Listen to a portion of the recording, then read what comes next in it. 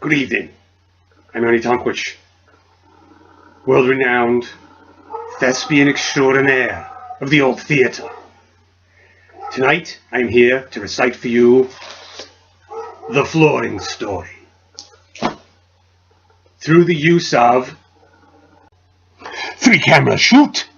I learned this technique from cinematographer Karl Freund in 1946 while we were filming Key Largo. And now, the flooring story.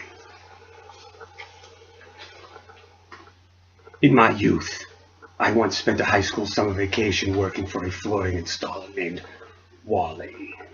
An angry little man he was. He was very much fun to laugh at, but not while you were at work. You waited till you were at home, far away from Wally's view. Safely, perhaps, locked in a closet would be best. One afternoon, in the great city of New Bedford, Massachusetts, I was the runner of the day. This meant I had the choice position, limited interaction with the angry boss. But then a point came where I ran out of things to run. This was a hot day, a very hot day, 95 degrees in the sun, in the 3rd floor of a tenement building in New Bedford, quite possibly 110. Being as I ran out of things to run, it was my turn to be Wally's helper. This was not an enviable position by no means. Walter, the master toolsmith that he was, took years of pride in installing flooring. Today was no different.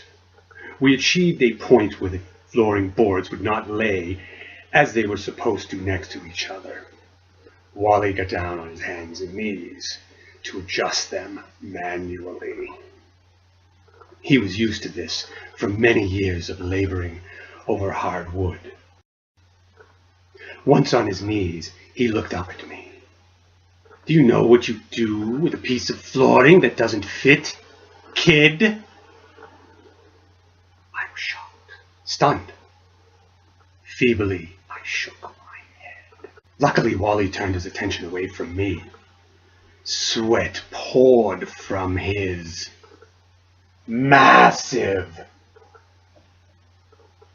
forehead and hit the floor slowly. While down on his knees he stroked the wood, caressed it, and he looked at me and said, "Kid, you must treat the floor and all of its appurtenances like a woman." I was shocked. He knew the word appurtenances. Slowly, I tried to calm myself. I didn't want to make a wrong move. But foolishly, I asked, "You want me to leave you two alone for a while?" "No!" he shouted, and then slowly turned his attention away from me. He looked at the floor lovingly and caressed the wood some more. "You have to treat this woman with kindness." He stroked the floor. "You have to sweet talk her." He spoke softly. And then, silently, he raised his hand and he looked at me and said, And sometimes you have to teach her a lesson." Down came the hammer with a force that the mighty Thor would envy. The entire floor shook beneath my feet, and as the vibrations slowly settled, Wally looked up at me with the eye of a mental patient, staring without saying a word. Now, I'm not going to tell you that day I lost complete and utter bladder control, but I will tell you this, that after this incident, my pants, dark and stained with sweat.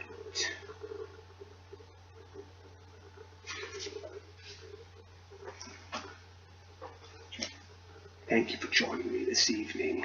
My name is Ernie Tonch.